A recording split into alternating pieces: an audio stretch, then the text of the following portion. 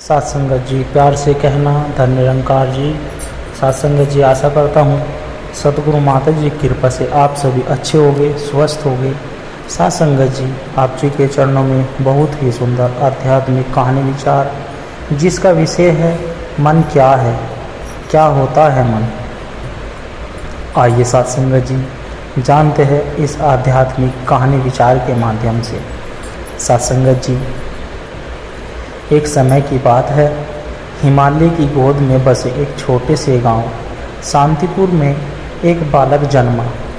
उसका नाम था आरव। आरव जन्म से ही शांत, जिज्ञासु और विचारशील था। बचपन से ही उसे एक सवाल परेशान करता कि मन क्या है।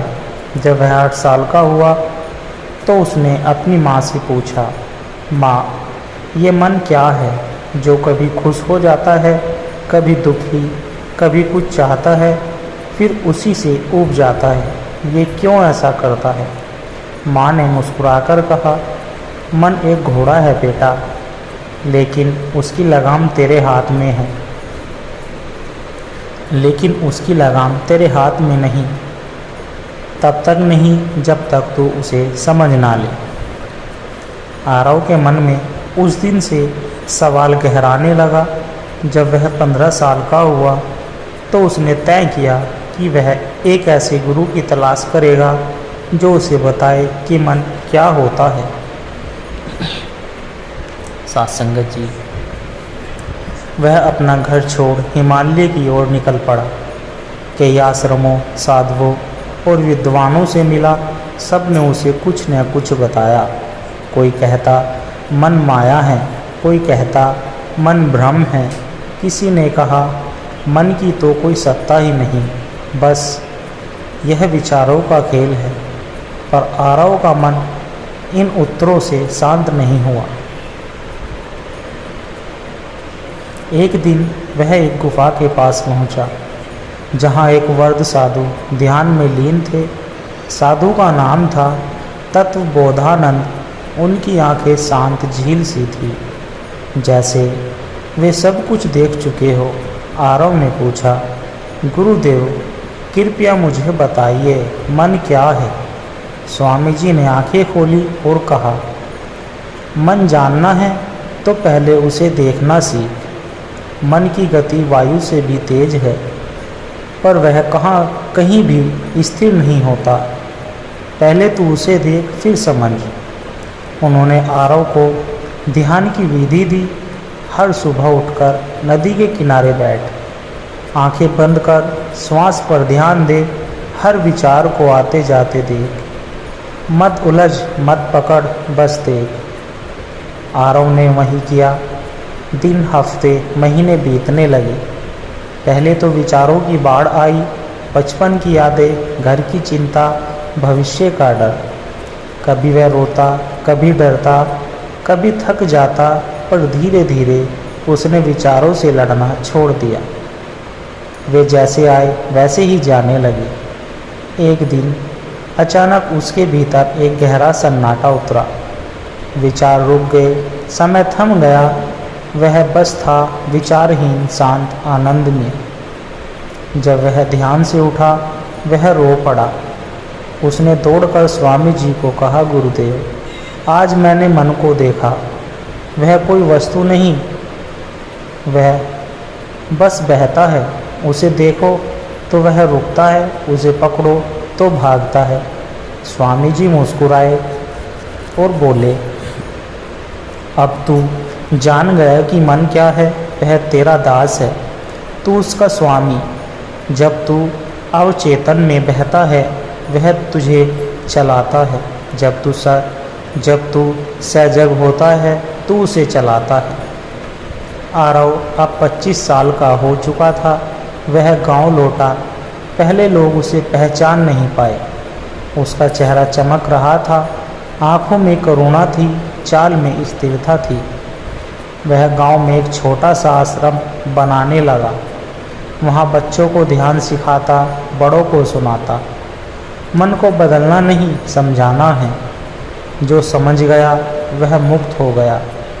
लोग उसके पास अपने दुख, भ्रम और इच्छाएं लेकर आते और लौटते थे एक नई दृष्टि के साथ। एक दिन एक 8 साल का बच्चा ठीक वैसे ही जैसे आरव कभी था पूछ बैठा, गुरुजी, मन क्या है? आरव ने हंसकर कहा, मन वो है जो ये सवाल पूछ रहा है और आत्मा वो है जो उत्तर सुन रही है। जब तू ये फर्क समझ जाएगा, तेरा मन तेरा मित्र बन जाएगा। साथ संगत जी, यह कहानी हमें सिखाती है कि मन कोई शत्रु नहीं, बस उसे समझना है। मन को देखकर उसे स्वीकार कर और जागरूकता से जीवन जीकर हमें उसे साध कर सकते हैं। तभी जीवन में सच्ची शांति और आनंद उतरते हैं।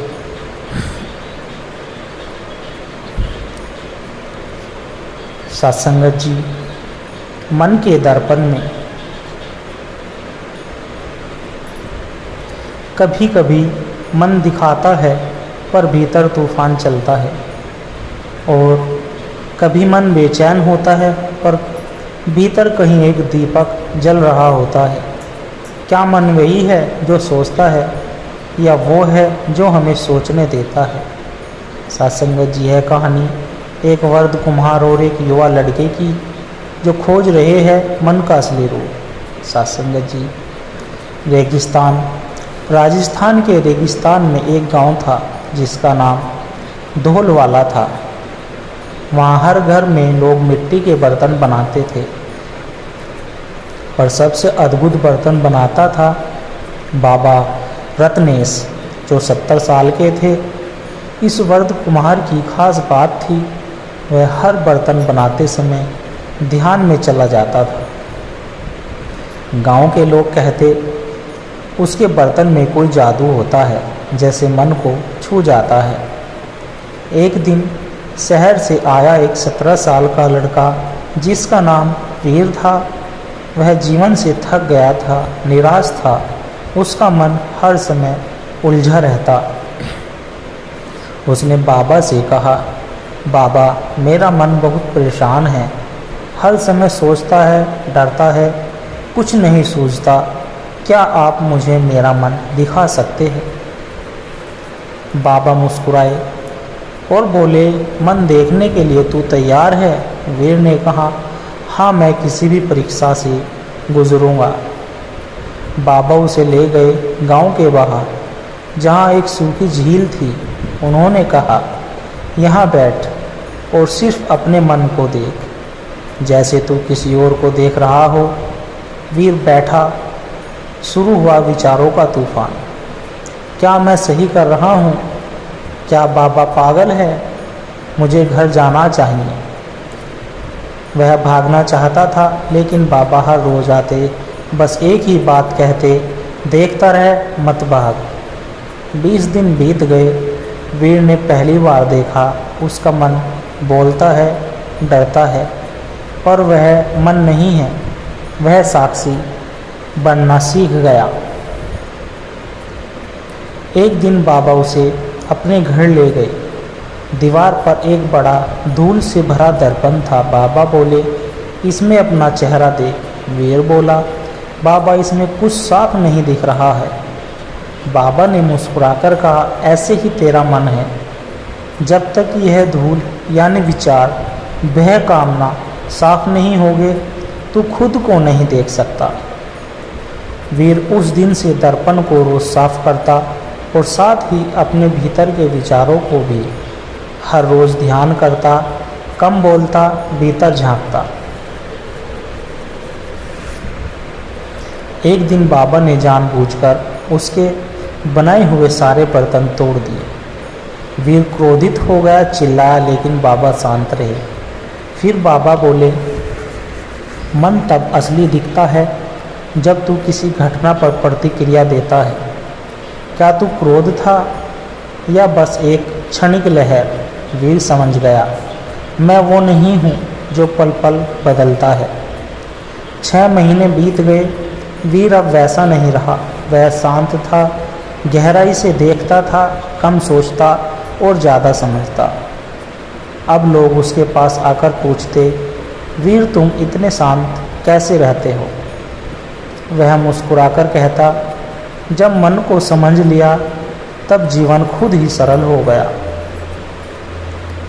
एक दिन बाबा रत्नेश ने वीर से कहा, अब तू बता मन क्या है? वीर ने गहरी सांस ली और कहा, मन एक दर्पण है जिसे हमने विचारों, इच्छाओं और भावनाओं की धूल से ढक दिया है। जब तू बैठकर उसे साफ करता है तो उसमें खुद को देखता है, और जब तू खुद को देख लेता है तो फिर कोई प्रश्न बाकी नहीं रहता। बाबा ने मुस्कुराकर उसकी पीठ थपथपाई और कहा, अब तू अपना जीवन जी और दूसरों को भी उनका मन दिखा। मन हमारा शत्रु नहीं, बस एक अनजाना दर्पण है। जो मन को जान लेता है वह जीवन को पहचान लेता है। साथ संगत जी, मन का महारथी। हर इंसान के भीतर एक युद्ध चलता है, मन और मस्तिष्क का युद्ध। कोई हार जाता है, कोई जीत जाता है, पर जो मन को जीत ले वो दुनिया को भी जीत सकता है। ये कहानी है राजवीर नामक एक युवक की, जो उत्तर भारत के एक गांव में पैदा हुआ। तेज मेहनती और होशियार, लेकिन उसका सबसे बड़ा दुश्मन था उसका अस्थिर मन। हर बार कुछ नया शुरू करता, मन बदल जाता। कभी प्रतियोगी परीक्षा की तैयारी, कभी व्यापार, कभी संन्यास का विचार। हर बार उसका मन कहता, तू नहीं कर सकता, और वो मान लेता। एक दिन हारकर राजवीर रेलवे ट्रैक के किनारे बैठा था, आंखों में आंसू, मन में हार और दिल में डर। उसी वक्त वहाँ आया एक अजनबी, सीधे कपड़े, शांत चेहरा और आंखों में गहराई। वो बोला, मरने चला है क्यों? राजवीर बोला, क्योंकि मेरा मन थक गया है, अब कुछ नहीं कर सकता। वो व्यक्ति मुस्कुराया और कहा, तेरा मन थका नहीं है, वो बस तुझसे जीत गया है। अब अजनबी ने कहा, मुझे 6 महीने दे और मैं तुझे सिखाऊंगा कैसे मन को जीता जाता है। राजवीर सहमत हो गया। वो व्यक्ति था कैप्टन सूर्यवीर सिंह, एक पूर्व फौजी कमांडर, जिसे सेना में मन का महारथी कहा जाता था। पहला दिन सुबह 4 बजे उठना, ठंड, नींद, थकान। मन ने कहा सो जा, लेकिन सूर्यवीर ने चिल्लाया, मन को आदेश दे, आदेश ले मत। हर दिन का अभ्यास, भागना, ध्यान, किताबें पढ़ना, अपने डर लिखना और खुद से लड़ना। राजवीर ने 90 दिन तक हर दिन अपने मन से एक लड़ाई जीती। न मोबाइल, न आराम, न बहाने। हर रात एक डायरी में लिखता, आज मैंने अपने मन को कहाँ रोका। धीरे धीरे उसका आत्मविश्वास बढ़ने लगा। 90वें दिन उसके पिता का देहांत हो गया। मन फिर टूटा और बोला, सब छोड़ दे, तू इस दुनिया के लिए नहीं बना है। लेकिन अब राजवीर बदल चुका था। उसने खुद को आईने में देखा और कहा, मन मैं तेरा मालिक हूँ, तेरा गुलाम नहीं। वो पिता के अंतिम संस्कार के बाद भी अपने लक्ष्य पर डटा रहा।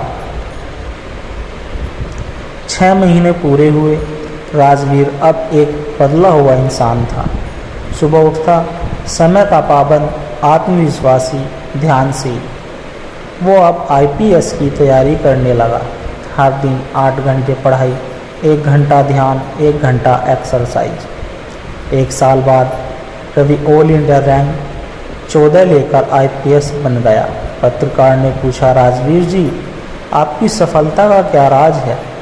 वो बोला, मन को साध लिया तो जीवन खुद ही सध गया। वो एक दिन फिर रेलवे ट्रैक पर गया जहां आत्महत्या करनी थी। अब वहां बैठा एक और लड़का था, थका हुआ, टूटा हुआ। राजवीर मुस्कुराया और बोला, चल 6 महीने दे मुझे, तेरा मन तुझे मारना चाहता है और मैं तुझे जीना सिखाऊंगा। साथ संगत जी, मन को जो जीत लेता है वह दुनिया की कोई भी जंग जीत सकता है। मन को मारने की नहीं, समझाने की ज़रूरत है। साथ संगत जी, मन का विज्ञान, ज्ञान वही है जो जीवन बदल दे, और जीवन तब बदलता है जब हम अपने मन को जान लेते हैं। ये कहानी है एक शिक्षक की, एक छात्र की और एक स्कूल की जो मन को पढ़ाता था। उत्तराखंड के पहाड़ों में एक स्कूल था जिसका नाम आत्मदीप विद्यालयाश्रम था। यह कोई आम स्कूल नहीं था। यह गणित, विज्ञान, भाषा के साथ साथ एक और विषय पढ़ाया जाता था जिसका नाम था मन विज्ञान। स्कूल के प्रधानाचार्य थे डॉक्टर अनिरुद्ध बोधिकर, एक पूर्व न्यूरो साइंटिस्ट जिन्होंने हार्वर्ड में शोध किया था और फिर भारत लौटकर ये स्कूल शुरू किया। दिल्ली से एक छात्र आया जिसका नाम आर्यन, उम्र 16 साल, और वह बहुत ही होशियार था पर हर वक्त परेशान, चिंता में डूबा, नींद की कमी और फोकस नहीं था। पहले ही दिन उसने प्रिंसिपल से पूछा, सर यह मन विज्ञान असल में क्या है? डॉक्टर अनिरुद्ध मुस्कुराए। मन वही है जो भी प्रश्न पूछ रहा है और वही है जो उत्तर सुनने से डरता है।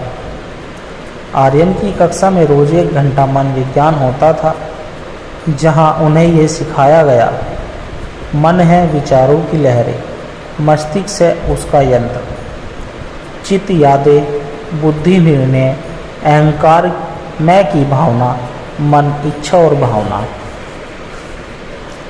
हर छात्र को एक मेमू दिया गया और 15 मिनट तक उसे देखना था बिना किसी अन्य विचार के। कई बच्चों ने कहा, सोचें आ रही थी पर धीरे धीरे ध्यान का अभ्यास उन्हें एकाग्र बनाता गया। आर्यन ने एक दिन डॉक्टर अनिरुद्ध से पूछा, सर मेरे अंदर पढ़ने की इच्छा नहीं होती, क्या वो भी मन है? सर बोले, हाँ मन वही है जो बार बार तुझे कहता है बाद में पढ़ लेंगे, और बुद्धि वही है जो जानती है कि अभी पढ़ना ज़रूरी है। तेरे अंदर जब मन जीतता है तो आलस्य आता है, जब बुद्धि जीतती है तब लक्ष्य आता है। डॉक्टर अनिरुद्ध ने एक प्रयोग करवाया। हर छात्र को 24 घंटे के लिए एक बेड दिया गया। जब भी वो बिना सोचे, बिना सोच समझ के कोई काम करता, उन्हें बेड को बदलना होता। जैसे ही मोबाइल उठाया, बैंड बदला, जैसे ही गुस्सा आया, बेड बदला। आर्यन ने बेड 46 बार बदला। तब उसे समझ आया, मैं अपने मन के आदेशों पर चल रहा हूँ, न कि अपने विवेक से। मन को बेहतर तरीके से समझाने के लिए डॉक्टर अनिरुद्ध ने बताया, मन अल्फा और बीटा तरंगों पर काम करता है। जब हम शांत होते हैं मन अधिक ग्रहणशील होता है। यही कारण है कि ध्यान करने से पढ़ाई बेहतर होती है। फ्रंटल कॉर्टेक्स हमारे निर्णय लेता है, लेकिन मन की भावनाएं उसे बाधित करती है। आर्यन अब समझने लगा कि मन पर काम किए बिना कोई भी पढ़ाई स्थायी नहीं हो सकती। अब आर्यन रोज 20 मिनट ध्यान करता, मोबाइल समय सीमित करता, हर दिन एक मन लक्ष्य लिखता, जैसे आज क्रोध नहीं करूँगा, आज सोशल मीडिया पर 10 मिनट से ज़्यादा नहीं, आज 100% फोकस के साथ पढ़ाई। धीरे धीरे उसके नंबर भी बढ़े और आत्मविश्वास भी। जब कोई बोर्ड परीक्षा आई, आर्यन पूरी तरह शांत था। उसने खुद से कहा, मैं पढ़ चुका हूँ, अब मेरा मन मेरा सहयोगी है, न कि बाधा। परीक्षा में आर्यन को 96% अंक मिले। अब वह खुद शिक्षकों की मदद करता था छात्रों को मन विज्ञान सिखाने में।